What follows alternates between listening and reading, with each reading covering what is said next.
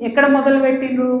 నేను ఎప్పుడైతే జాగృతి జనంబాట అని చెప్పి బయటికి రావాలనుకున్నానో ముందు సోషల్ మీడియాలో ఒక ప్రచారం మొదలుపెట్టిండ్రు. నా భర్త గౌరవనీయులు అనిల్ కుమార్ గారి ఫోటోను చూపిస్తూ దాంట్లో ఏవి రెడ్డి గారు అనేటటువంటి వ్యాపారవేత్త నా భర్త కలిసి ఏదో ల్యాండ్ లావాదేవీలు చేశారు. ఆ ల్యాండ్ లావాదేవీ వల్ల నాకేదో పెద్ద ఎత్తున ఫైనాన్షియల్ బెనిఫిట్ అయింది, అట్లా నాకు కాంగ్రెస్ పార్టీకి అవినాభావ సంబంధం ఉంది అనేటటువంటి అంశాన్ని ప్రజల మధ్య ప్రమోట్ చేసే ప్రయత్నం చేస్తున్నారు. ఈ వెకిలి ప్రయత్నాలు చేస్తున్నటువంటి గుంటనక్కలందరూ కూడా నేను చెప్తా ఉన్నా, నేను ఇంకా మీ చిట్టా విప్పడం ప్రారంభించలేదు, ఓన్లీ టాస్ వేసిన అంతే. ఆ టాస్కే ఇంత భయపడితే ఎట్లా మీరు? ముంగటి ఇంకా టెస్ట్ మ్యాచ్ ఉంది, మామూలుగా అనుకుంటారే ఇది కథ. జస్ట్ టాసే, ఇప్పటికే గెలిచినాం ఆల్రెడీ మేము జాగ్రత్తలు. ఎందుకు భయపడుతున్నారు మీరు ఇంతగా? ఏమన్నాడు నా భర్త? మీరు అధికారంలో ఉన్న 10 ఏళ్ళలో ఎన్నడన్నా వచ్చి మిమ్మల్ని ఒక పని అడిగినామా? మేము ఎప్పుడన్నా ఒక ఫేవర్ అడిగినామా మిమ్మల్ని? ఒక్క విషయంలో అన్నా అవుట్ ఆఫ్ ద వే పోయి ఏ ఒక్క మంత్రితోని కానీ, కేసీఆర్ గారితో కానీ, కేటీఆర్ గారితో కానీ, హరీష్ రావు గారితో కానీ, నా భర్త కానీ నేను కానీ ఏమన్నా ఫేవర్ తీసుకుని ఉంటే చెప్పండి, దమ్ముంటే చెప్పండి.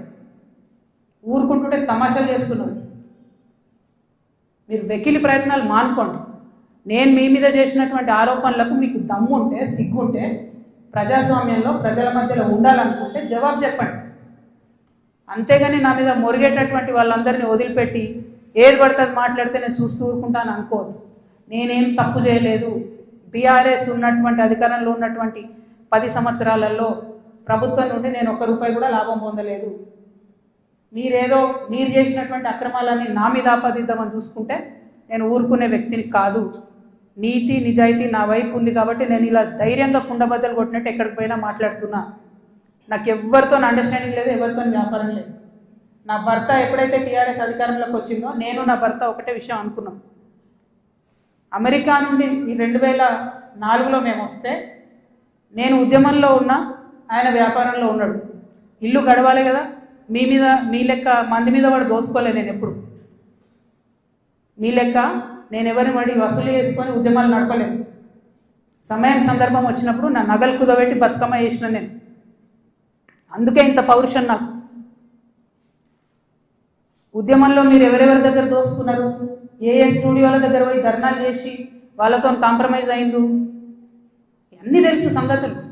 చెప్పలేదు, ఎందుకంటే సిగ్గుపోతుంది తెలంగాణ వాళ్ళదని. నవ్వేటోళ్ళ ముందట జారిపడొద్దు అన్నారు కాబట్టి చెప్పలేదు. మీరు ఊరికే తమాషాలు చేసి నాతో పెట్టుకుంటే మాత్రం మామూలు చిట్టా లేదు నా దగ్గర. ఇవాళ నేను ఫస్ట్ టీ న్యూస్కి లీగల్ నోటీస్ పంపిస్తా ఉన్నా.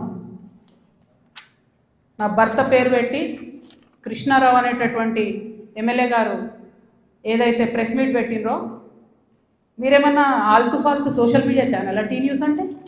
శాటిలైట్ ఛానల్, మీరు ఒక పార్టీని రిప్రజెంట్ చేసే ఛానల్, కనీసం వెరిఫై చేసుకోరా? ఏది పడితే అది వేసేసుడేనా? వేరే వాళ్ళది వేస్తే వాళ్ళు ఊరుకున్నారేమో, నేను ఊరుకునేదాన్ని కాదు, ముందే చెప్తున్నాను. టీ న్యూస్కి లీగల్ నోటీస్ ఇస్తున్నాం. 1 వీక్లో పబ్లిక్ అపాలజీ చెప్పాలి బిడ్డ, పబ్లిక్ అపాలజీ. కోర్టుకి ఈడుస్తాం ఏమనుకుంటున్నారు.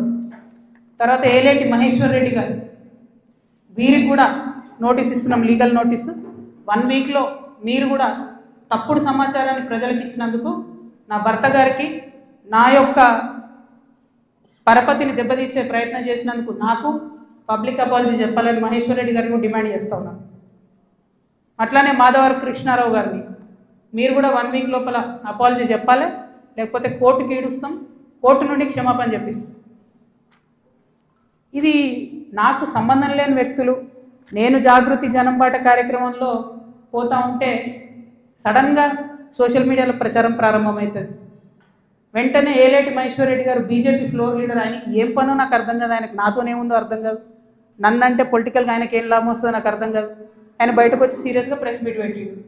ఓకే, ఏం పెడతాడు ప్రెస్ మీటు? ఒక ఫోటో ఉన్న కాపీ తీసుకొని నా భర్తది, దాంట్లో ఏవి రెడ్డి గారి పేరు ఉంది, అది చూపించుకుంటే ఇగో వీళ్ళకి వ్యాపారాలు ఉన్నాయని చెప్తుంటాడు. అసలు ఆయనకి ఏం సంబంధం? అది ఉన్న పొలిటికల్ ఇష్యూవా? ఎందుకు మాట్లాడిండు? ఓకే, అంటే దీని వెనుక ఉన్న స్ట్రాటజీ చేసేసి తెలంగాణ ప్రజలు అర్థం చేసుకోవాలి. హరీష్ రావు గారు, బీఆర్ఎస్ పార్టీ ఏదైతే నా మీద దుష్ప్రచారం చేయాలనుకుంటున్నారో అది ఏలేటి మహేశ్వర్ రెడ్డి గారి నోటి నుండి వస్తుంది, బీఆర్ఎస్ పేడ్ సోషల్ మీడియా నోటి నుండి వస్తుంది,